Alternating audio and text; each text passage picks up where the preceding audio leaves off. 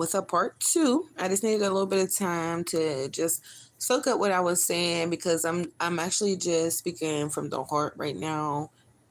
I feel like whoever runs across this video, comes across this, scrolls across this, however you want to put it, this video is for a certain person. There is a certain person who is just struggling with certain things, and maybe no one around you even knows. No one around you, because you may just look like you have it all together, right? But there's certain things that you're struggling with in your mind that you're trying to navigate, and you are trying to get it together. You are trying to be better, but you're leaving out one thing, and it's just God. You're leaving out the most important thing. And I'm saying it's just God, like it's, like a snap of a finger, or like it doesn't hold much weight. But the one thing is so important that it could throw everything else off if you don't have it. You can have every piece and not have one thing and can't even get it started. Just like a car. You can have everything in the car, but if you don't have the key, the car cannot go anywhere. If you don't have the gas, the car cannot go anywhere. So life becomes stagnant, and you're wondering why. And you're trying to figure it out. And we have to remember that God comes first. It's okay to love people. It's okay to want to be there for people. It's okay to want to help people. It's okay to have all of that. God gave you that. God gave you that caring heart. God gave you all that love that you have for people. God gave you that. But He also gave you free will to seek Him and to have a relationship with Him. And we always get so caught up and distracted because life has so much stuff in it. The world has so much stuff in it. You just get on YouTube, you could just see so much. You get on the internet, you could just see so much. We're exposed to so much stuff. But we have to be strong and stay focused and not get distracted. There's beautiful things everywhere, from people to things, just beautiful. But all those things can pull you away from God because you're distracted. And God does not want that for us. So we get a piece of our blessings, but we don't never get the full thing because we can't be trusted with it, because maybe we're connected to the wrong people, or we get swayed away so easily. We think we're so strong and we got it, but we don't know how weak our flesh really is because we don't spend time with God, and we don't know how weak it really is until we fall and bump our head. And then we're disappointed in ourselves. We get so disappointed in ourselves when we do dumb things, but we don't understand how treacherous the flesh really is. It literally says all day long the flesh is at war with God. It desires what's contrary to the word of God, meaning it wants the total opposite. God is saying this, our flesh is saying that. God is saying up, our flesh is saying no. Our flesh is treacherous. Like, we can do many things in the flesh, but at some point we have to tap into the spiritual man, right? The spirit man. We have to, because there's things that are unseen. And if you don't know this and you're going forward in life, it's like unfair to you. You're kind of fighting a fight that you're not going to be able to win without that spirit side being ignited, right? There's only so much you can do in the flesh. It's just like a boxing match. If you only train to a certain point, there's going to be someone that comes along that trained different than you, and they're going to whoop you, right? So God wants us fit. You feel what I'm saying? He wants us fit for the fight. He wants us ready. Every day when we wake up, it's a fight. Life is beautiful, right? But you're going to have to fight because people are unpredictable. There are spirits that jump all over on people because they're weak. And I'm not saying like they're weak, like, oh, they're weak, I'm strong, like I'm pointing my finger down. I'm saying no, they're weak. They have trauma. They have pain. They have people who disappointed them. They have stuff that happened to them. And they don't go to God. So they become so dark and they become so hard, and then we cross paths with them, right? And then we know God, but we strayed away from him. They never even been exposed to God, and they've been hurt. And then when we could play a major part in their life, we can't do it because let's say they're beautiful. Let's say we feel like we could benefit somewhere off of this person. Then we're putting down the assignment of what God trusted us to do, is to be an example to this person because they're so damaged, they're so dark, they're so lost. And if they could just get a piece of God, it will change their whole life. But everybody they come across, they can't get that from them because everybody's so worried about what they can do for them and how they look. It's beautiful things everywhere. And we have to remember that it's easy to get distracted. Muchiro, why you take your message back? Who are you? Thank you for being here. But like I was saying, it's so easy to get distracted in life. Bad. It's so many vices that we can pick up or get ourselves into, just like children. You take one thing off of a child, they pick up something else. You tell them to stop, they grab something else. They do something else when they think you're not looking. That's literally what we be doing to God, y'all. He pull you out of one situation, we get ourselves into something else. And then we fall back for a little bit thinking we got it. Okay, I'm going to fall back from everybody. I'm going to get my life together. But you're never falling back and spending time with God. You're just doing it on your own. It's like, when are we going to realize we can't do it on our own? We got to go to God because this world is unpredictable. People are going to be unpredictable. They're going to change their mind. If you see this, you watch my video before this, you'll hear what I'm talking about and you'll get what I'm saying. But I talked about relationships and people being unpredictable, people changing their minds, people doing things that you don't expect. Life is going to do all of that. People are going to do all of that. But you have to be so solid that none of that even matters. It doesn't move you. It don't shake you. It don't break you. It don't make you. God makes you. You are something because God said you are, but you have to power up from the source. We can have a cell phone all day. If you never plug your cell phone into the charger, it's not going to work. It's dead, right? If we don't plug into God, we're not going to work. We can't do it. And I don't mean physical work like going to a job. I mean, it's just not going to work. Your mind's going to be so jammed. And you don't want to be scattered brain, suffering from anxiety. I hate that word with a passion. Suffering from anxiety, excuse me. Sadness, angry, unmotivated, mad, just can't see nothing good in life. Everything is dark. Everything is somebody's going to do this, somebody's going to do that. Right? You meet a good person, you can't believe they're good because all the people who have been bad to you. Now you're picking this good person apart and you're putting on them whatever you've been through, and it's none of their it's not their fault. It's not their fault. You will have good people come in your life because you deserve good people. So if you don't believe it, it goes back to, how do you feel about yourself? How are you feeling about you and God's relationship? Because you should trust for God to send you what your heart desires. If you desire to have good people around you, you should trust for God to orchestrate that. Yes, you have to have discernment to know if someone is good or not. But you should, when you pray, you should trust for God to give it to you.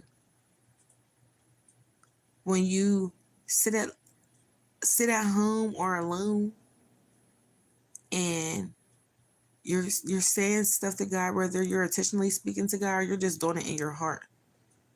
You should trust for God to orchestrate this stuff to you. We don't expect good things, and we have to be careful with that.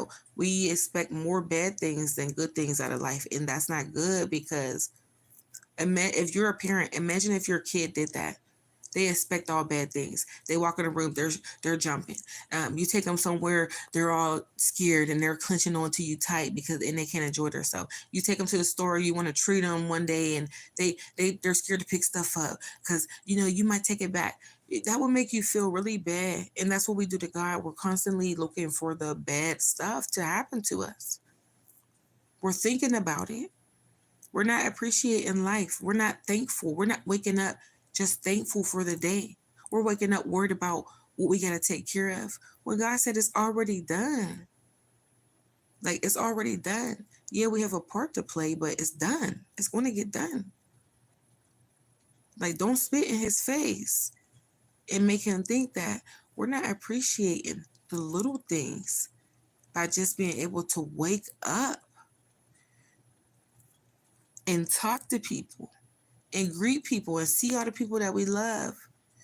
We don't show God our appreciation, and we must do that. It's very important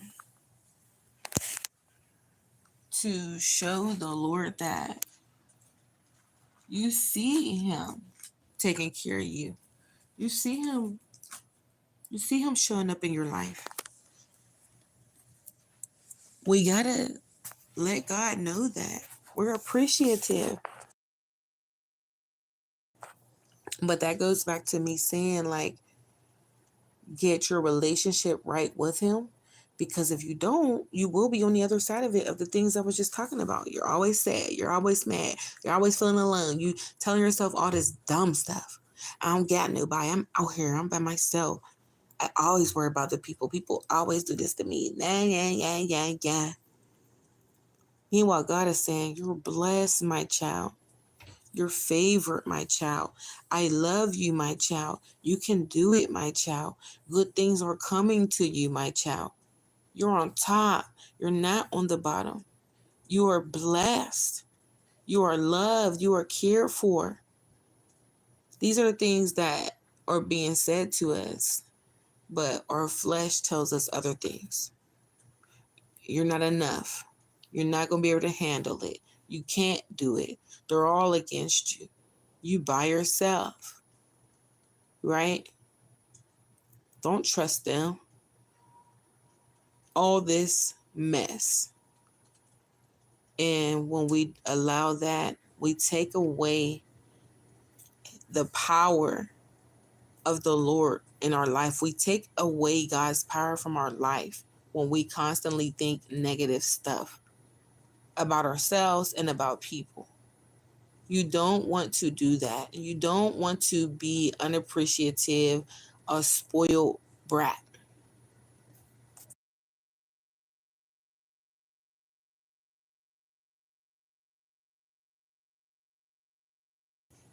You don't want that for yourself.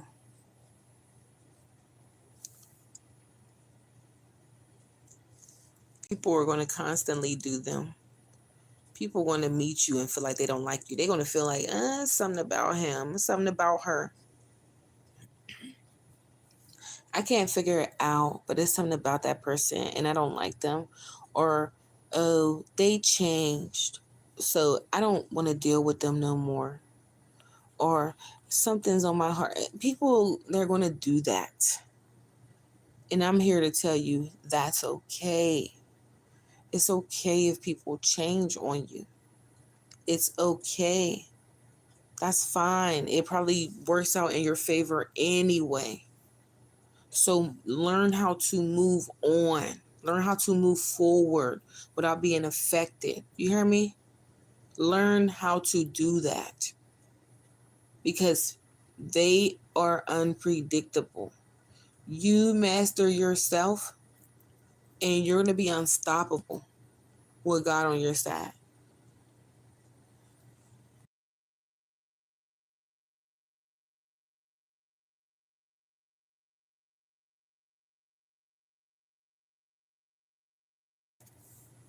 Master yourself.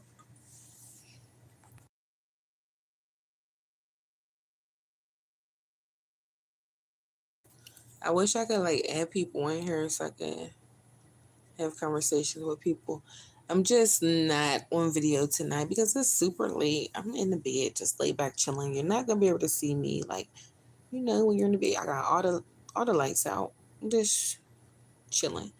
But stuff came to my mind to just get on the live and just talk to help some people out because people go through stuff and sometimes they feel like they don't have nobody to talk to, or they have people to talk to but they don't trust that they're going to just keep it between them, or they don't want to look like they're weak to people, and I get that. So consider this video as the Lord reading your mind, and he's in your heart. I'm not going to say reading your mind. The Lord is in your heart. God is a heart God. He's about the heart posture. The Lord is in your heart. And I'm just here to help you out and give you the answers. Get back right with God. Go back. Don't let the church make you not want to go. Don't let them pastors who's doing wrong make you not want to be with God.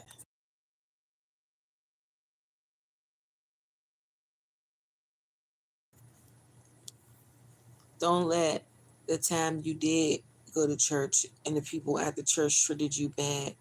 Don't let that make you stray away from God. Do not allow that. That is the most stupidest thing a person can do. Let another person ruin it for you and God.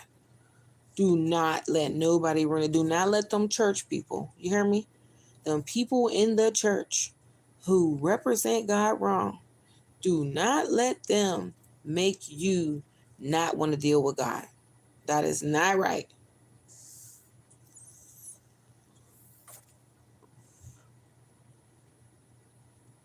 That's not right. You are your own person. You are an individual. It is up to you to nurture your relationship. It is up to you to do the things that you have to do to get over your trauma and the things that broke you. It's up to you. But with the strength from the Lord Almighty, it can be done. And you can be happy again. You can go through life appreciating everything and looking at how beautiful it is. You can go through life seeing beautiful things and thanking God every day for how things are going. And you can be around so much stuff that normally would tempt you and distract you from God, and you still stay focused. You can get to that point. It's possible to get to the point where you're so focused, like tunnel vision, and you're not distracted.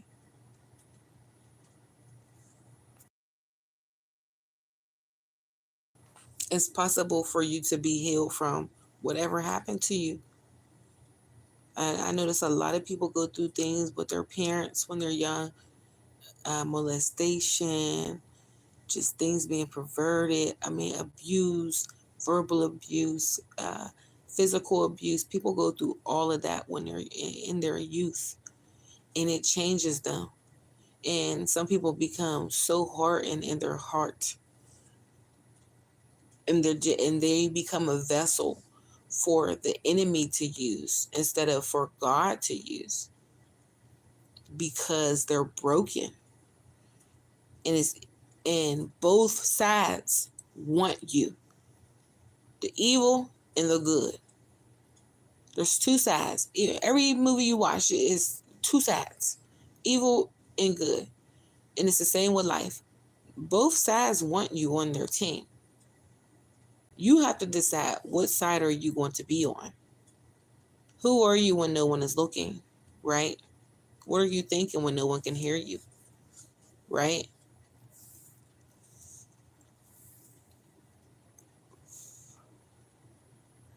It's very important. very important for you to pick a side. You going to serve the world and the devil, or you going to serve God and good things? You going to be a good person in the world, or you going to be grimy? You going to heal people with your kindness and your love and your gentleness and your patience, or you going to destroy them with your wrath and your anger and your words and your hurtful things? You have to pick a side. Who are you going to serve? You choose today who you going to serve.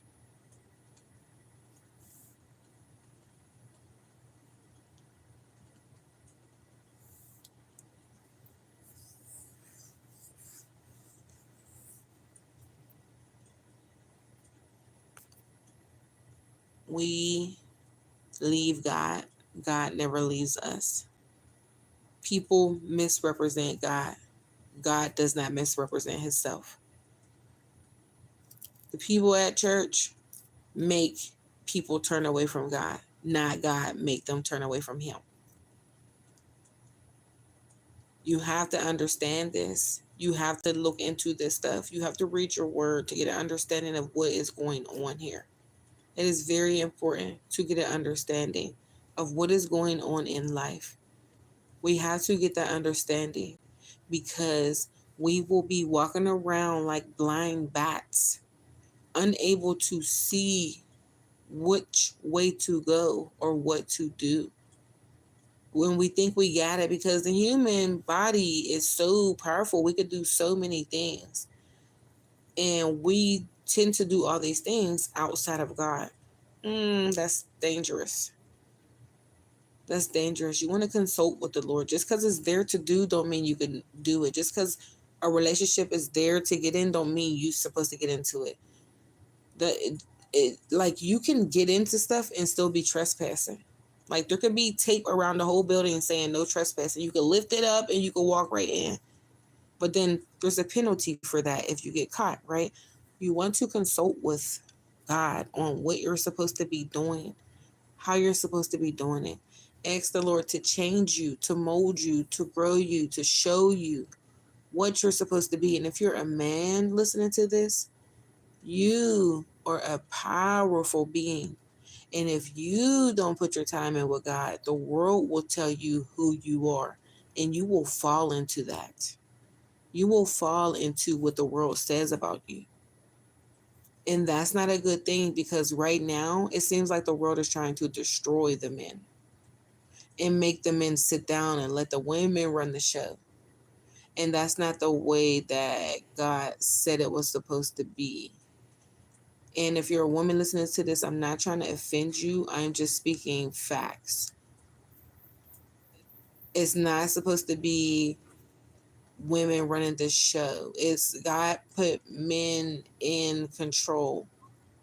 So if you're a man, you're supposed to really be seeking out God, because there's so many things that can distract you from him. And first thing first is women. Women take men out of line right now. And I can't say all, but women are very raunchy. They're in a very raunchy stage right now. And I mean, those women who are not following Christ. Let's just say what it is. Truly, they're not following Christ truly, because some people say they follow him or they love him and they still do wild stuff. So those who are following him truly, they are playing a part in the men being distracted, and the men are playing a part in it because they're not submitting to God. When a man is not submitted to God, he has no control over his flesh. He can think all day that he got this, but all it takes is just that one. But that one can jam you up completely. So if you're a man and you happen to stumble across this video, I encourage you to really get yourself right with God, because if you don't, like I said, the world will make you who they want you to be. And you will never reach your full potential because you didn't try with God. You tried on your own. You get the blueprint, You get all the plays, just like it's from some sports. You get all the plays, and when you're on the team, you get the plays. When you're on the team, you know what's going on the team. But if you don't know what's going on and you're on the team, you could potentially be in the way and mess it up for everybody else, right? Men, y'all watch sports, y'all watch football and stuff. If you watching a game and the player is doing something out of line, you like, what's up with bro? Like, what is he doing? He's in the way. Like, same thing. Same thing with y'all men. If you don't get your plays from your coach, which is God, you don't get your plays, you don't spend that time in practice, you don't put that work in, you're going to be in the way. And then you're going to just be there, not doing what you're supposed to be doing, distracted, looking at the fans, looking at the woman on the sideline, doing all the stuff you're not supposed to be doing, getting yourself jammed up. Get yourself right mentally. Change the way you think and look at things. Try not to see things perverted all the time.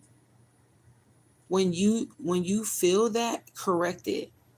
If you can't look at a woman without feeling like you want to undress her and do something so nasty to her, you really got to sit with the Lord for real, because something's going on up there.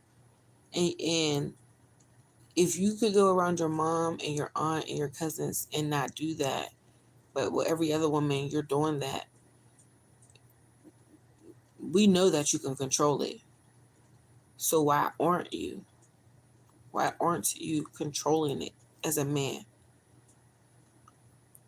Don't just be so free with it, because when you're free with it, you end up giving into your desires. And your desires can get you jammed up. There's some desires that we have as human beings that we shouldn't desire, and if you fall into it, you will be jammed up. So if you know how to turn it off when you're around your family, you're not lusting over your family. And if you are, you really need to get with God, because that's sick. Okay?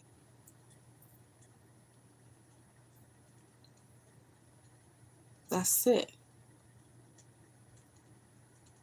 But you know how to turn it off. You're not feeling like that around your mom. You're not feeling like that around your aunts, around your little cousins, around your sisters, your nieces, any woman in your family. You're not feeling like that around them.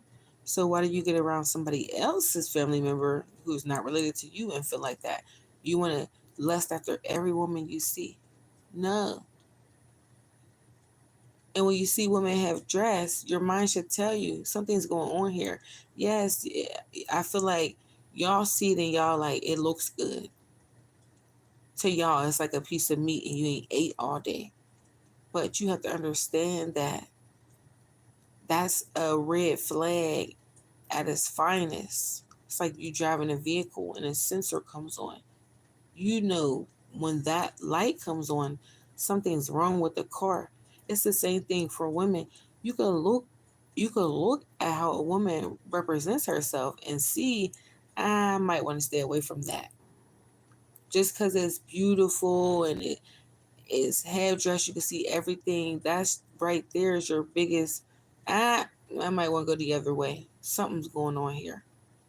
You will save yourself as a man. You will save yourself a lot of turmoil.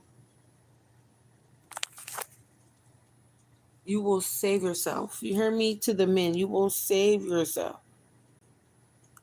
a lot of sorrow, a lot of fights and arguments. You will save yourself if you can look at a person and see how they're treating themselves and see how they're representing themselves and be able to just move around them. You will save yourself. But I'm kind of veering off my main subject. So I'm going to wrap this up with saying this: the men have a role to play, the women have a role to play. Men, tap into your power and hone in on your relationship with Christ. If you don't, the world will make you into who they want you to be. To the women, get yourself right with Christ. Learn how to master your emotions. Take your time before you're just snapping out. Communicate with people. Do not harden your heart and expect people to just read your mind. Forgive people. Men, you too, forgive people. And women, present yourselves as sacred, not something easy to obtain. So the value can stay up. The value goes down when you do these things that are opposite of what God said a woman should be.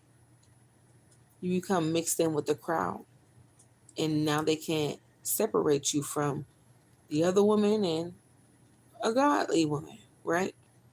So I have more to say, but I feel like I've been on here long enough. This is a 30-minute video. No, nobody can see me. I don't expect you guys to stay so long. Say no. But I hope y'all have a good night. Or whenever you listen to this, I hope you have a good rest of your life. And I hope you hear me out. And I hope you start praying more and start loving more and start thinking of good things. Have a good night. Love you.